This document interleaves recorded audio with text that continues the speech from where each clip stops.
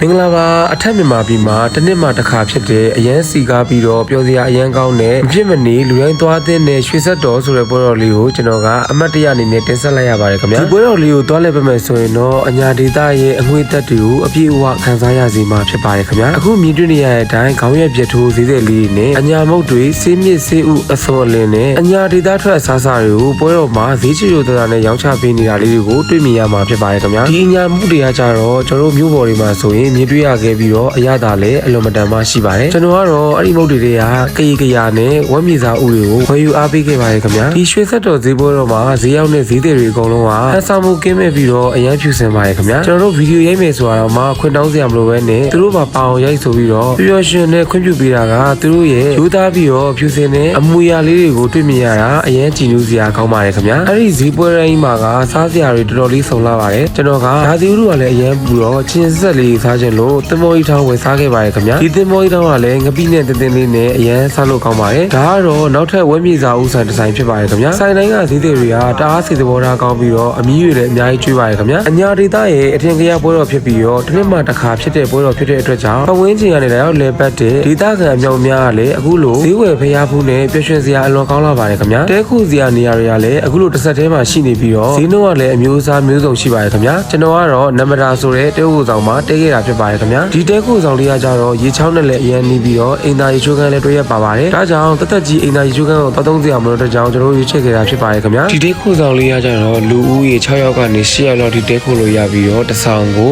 2သိန်းကျပ်ဖြစ်ပါတယ်ခင်ဗျာကဲကျွန်တော်တို့တငယ်ချင်းမိသားစုတွေဘယ်တော့ပြောစရာကောင်းအောင်ရွှေသက်တော်မန်းချောင်းမှာကဲခဲ့လေဆိုတာကိုကျွန်တော်တို့လက်ကြည့်ပြပါဦးနော်ဒါလေးကတော့မန်းချောင်းရဲ့နေ့လည်ခင်းအလားဖြစ်ပါတယ်ခင်ဗျာတောင်တန်းကြီးတွေရဲ့ဘေးမှာဝါးတဲလေးနဲ့မန်းချောင်းရဲ့အေးမြတဲ့တသွင်းသွင်းစီးနေတဲ့ရေလေးတွေဆိုတော့အရန်အပန်းဖြေလာပါတယ်ခင်ဗျာကျွန်တော်တို့တဲခုဆောင်ရှိမှာအခုလိုမျိုးဈေးလေးတွေကလာရောက်ရောင်းချပေးနေတာဆိုတော့ကျွန်တော်တို့လည်းပဲစားတော့ရတာအဆင်ပြေပါတယ်ခင်ဗျာကဲကျွန်တော်ကတော့ဘလော့ရိုက်လို့ဆိုပြီးအဝေးစားလေးကိုရှိသေးတယ်ရေထဲကိုအခုလိုတွန်းချခံလိုက်ရပါတယ်ခင်ဗျာရေထဲကိုစတွန်းချခါစားတော့လေအရန်ကြောက်ပြီးတော့လေရေထဲရောက်တော့လေအေးပြီးတော့အရန်လိုကောင်းလို့ပြန်တော့မတက်ချင်လောက်အောင်ပျော်ပါခဲ့ပါတယ်ခင်ဗျာကျွန်တော်တငယ်ချင်းမိသားစုတွေပြောပါနဲ့တချင်းတွေဆိုကလည်းက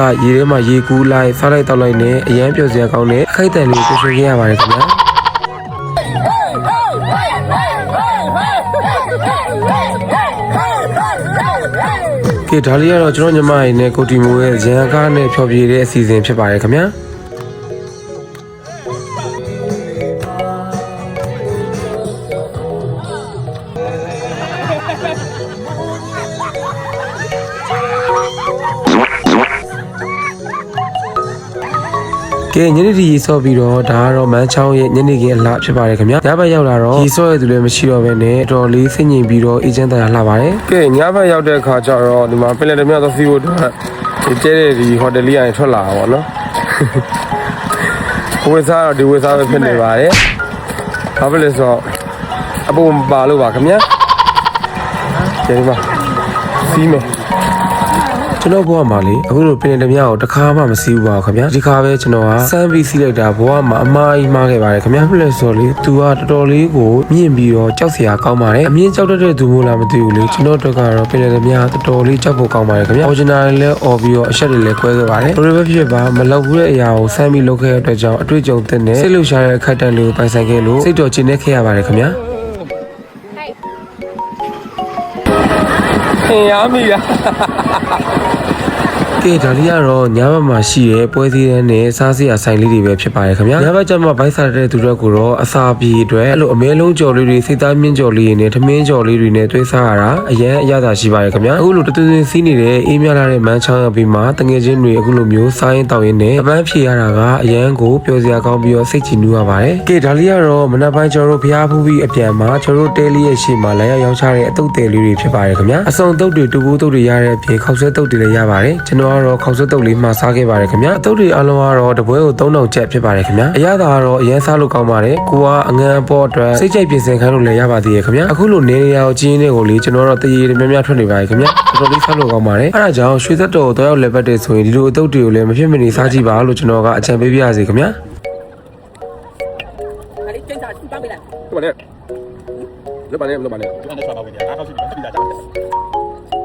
ဘာပဲဆက်စားတစ်မျိုးလေးနဲ့တပွဲနဲ့မောရတဲ့ကျွန်တော်တို့ကတော့နောက်ထပ်သမင်းကြော်ဆိုင်လေးကိုအားပေးခဲ့ပါသေးရဲ့ခင်ဗျာဒါကတော့မျိုးကြော်ဆိုတဲ့သမင်းကြော်ဆိုင်လေးဖြစ်ပါတယ်ဒီအထမ်းတယ်လေးကလည်းသမင်းကြော်ရဲ့ကြက်ဥကြော်ရဲ့ငြုံသီးကြော်ရဲ့အင်းပေါအချင်းတွေနဲ့အရသာရှိရှိလေးစားလို့ရပါသေးရဲ့ခင်ဗျာတပွဲကိုတော့4000ကျပ်ဖြစ်ပါတယ်ဒီသမင်းကြော်လေးကလည်းပကာတနမပါပေမဲ့အရသာကတော့တကယ်ရှိလာပါတယ်ခင်ဗျာအထက်ဆက်ရရာကိုတက်ပြီးတော့ဖျားဖူးတာကဗီဒီယိုရိုက်ခွင့်မရခဲ့လို့ကျွန်တော်ကဗီဒီယိုတော့မြိုက်ခဲ့ပါခင်ဗျာဒီရွှေဆက်တော်ပွဲတော်လေးကအထက်မြန်မာပြည်ရဲ့ထင်ကြရပွဲတော်တွေကပွဲတော်တစ်ခုဖြစ်တဲ့အတွက်ကြောင့်ဖျားလဲဖွေးနဲ့အညာဒေသရဲ့စားစာရေးလဲစားပြီးတော့အဖြစ်မနေတော့ရောက်လဲပဲတင်တဲ့နေရာလေးဖြစ်ပါတယ်ခင်ဗျာစိတ်လဲအပန်းပြေကြည်နူးရတဲ့ခရီးစဉ်လေးဖြစ်လို့နေရာဒီခုလိုအချိန်မျိုးရောက်ပြီဆိုရင်တော့မန်းရွှေဆက်တော်ကိုမဖြစ်မနေတော့ရောက်လဲပဲပြီးတော့ဖျားဖူးပါလို့အကြံပေးပြရစေခင်ဗျာနောက်ထပ် vlog တွေမှာထပ်မံဆုံတွေ့ပါဦးမယ်ခင်ဗျာအားလုံးပဲတတ်တာပါ